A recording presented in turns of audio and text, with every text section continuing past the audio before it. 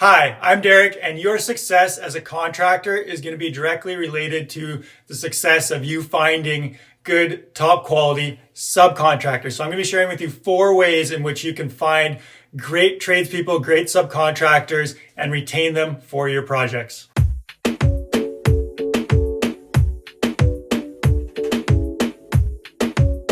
So first things first, finders, keepers, right? Finding good tradespeople. When you find subcontractors, tradespeople, you want to make sure that you're retaining them, that they're going to give you priority when you need them for your projects, to schedule them in. They're going to go out of their way to work with you. That being said, good contractors, good subcontractors, they may not advertise. They may already be very busy. They've possibly been in business for 10, 20, 30, 40 years, and they have enough people, enough clients, enough contractors they're already working for, that it may not be easy to find them. So when you do, you want to make sure that you are going out of your way as far as making sure they're appreciated and keeping them on as good quality people. So other ways to help find good subcontractors would be just doing an online search and checking out the reviews. Often you can find a bunch. If they have like awesome branding and advertising and like 150 Google reviews, you can reach out to them, although they may not be the contractor, the subcontractor that you want, because they're so out there already with their advertising and branding. You may be looking for someone, depending on your company, who is more worried about the on-site stuff than branding and growing their company. And then referrals, right? Ask for referrals from other subcontractors, other contractors, maybe that are in your network. Who do you know that's good at this or good at that, or drop it in like a Facebook group or other online forums. This will at least help you expand and get people that aren't just out of the blue that you've done a search for, but actually people that are referred who know how they operate. So that's number 1. Number 2, check them out. So you want to check them out, of course. They may look great online. They may have, an awesome website, look like the perfect fit, but you want to make sure that they're licensed, of course. You can do a Better Business Bureau search to see if there's any previous issues that they've had with, other clients or trades or contractors, and then make sure that, they have the proper liability insurance. You can even go so far as to check if they've had any, legal issues in the past or action suits against them. So you want to make sure that you're checking them out, doing a little due diligence, some background check, and just make sure they are who they say they are. So that's number 2. Number 3. You want to do a meet and greet. So after you've checked them out, they look like they're a good fit, you've maybe given them a call, broken the ice a little bit, tell them what you're looking for, a bit about your company. You'd want to do a meet and greet to build some rapport and just check them out, see how they communicate. See if you can meet them at a job site. May not always be appropriate, depending on what kind of job sites and things like that. But it's great to kind of see them in action at least. And then ask a few tough questions. When have you had a disagreement with a client or a past contractor? What's your expectation for payments? When, have you had extras come up on a job site or things go sideways? How did you handle that situation? So, they'll probably paint you a pretty nice picture, of course, because they want to represent themselves well. But usually you can read between the lines, at least get a sense of how they handle things. And if they take action on when things go wrong or sideways and look to improve their processes or systems, or if they just chalk it up to, whatever, business is business and we move on to the next client. So it gives you a feel for how they operate. And you want to check on the fit, right? So the size of their company, if they're running, 50 plumbers and you're a little small operation, they may be a good fit. Whereas if they're, kind of a one-man band with a helper and you have 10 projects you're doing at any one time, well, they're probably not going to be able to help you very effectively because they can only manage 1 or 2 projects tops at a time. So they may not be a good fit for you.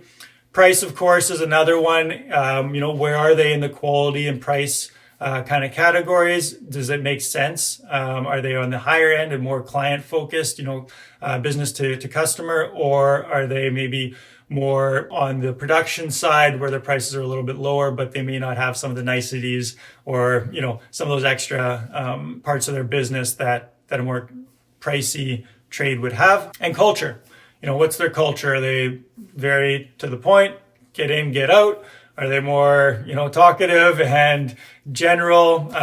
What's their culture? Is it a good fit with your company and for your clients possibly. Not that your clients are necessarily going to be interacting with them, but they still show up at their site and could be working in your client's home. So you want to get a feel for that. So that's number 3. Number 4, both ways. So it goes both ways as far as you have to make sure that you're providing a good experience to your subcontractors for them to then return that favor of providing a good experience for you. If you're hard on them, trying to, cut them down and chisel out, pricing and hold them to the grindstone constantly with schedules and not giving them the support and room they need to do their job, it's not going to go over well, and you're going to have a hard time finding and keeping good subcontractors. So you want to make sure that you are providing good experience to them, both with receiving feedback from them, as well as scheduling, giving them the time that they need, and holding them to it, staying accountable yourself and holding them accountable. And if they're providing a bunch of estimates, the first time, you want to throw them a bone a little bit, expect them to give you like a whole bunch of estimates and never get a job out of you. Well, it's not going to be the best experience for them, at least not with some solid feedback from them. So if they're going to be providing estimates, if you want a relationship with them, you have to be providing some work for them as well to work out. And then job site etiquette, making sure the job sites are ready for them. I know this is like the number one frustration of subcontractors with contractors or project managers is they've been scheduled for a job and things aren't ready for them. Materials aren't site. Maybe there's the last trade is still working and it's not really, ready for them, but nobody's really told them or tried to jam them in. And now they're working around other people, or it's messy. Last trade didn't clean up after themselves. So make sure that you're kind of providing them with a clean, organized, scheduled job site. And if things aren't working out, tell them, hey, we're not ready for you. Sorry if this messed up your schedule.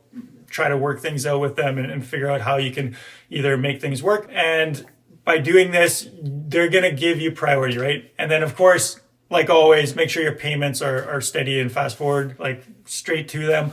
And set that expectation early. If they're expecting to get paid, within a few days of finishing the job, well, that may not be reasonable. You can tell them your process, but as long as you're paying what you've agreed, they will have a good experience and they'll be more than happy to come back and continue to work with you. So you follow those 4 things, the finders keepers, with finding them, checking them out, do the meet and greet, make sure everything's above board and you've got some rapport and the culture fits. And then both ways as far as making sure you can retain them by having things ready and making sure you're putting some effort into maintaining that quality relationship with your subtrades. You follow these, you'll have very successful management and very successful relationship with your subtrades. Make sure to check out the description below. I got links in there for a free course for you of how to build a business that works without you, how to start systematizing, build out your processes, how to have an awesome process for bringing in new subcontractors, how to deal with the subcontractors, make sure things are scheduled, things are communicated. So all that good stuff. Check out the free course below. Reach out to myself, drop a comment. Here to help. Here's the best with your subcontractors and tradespeople.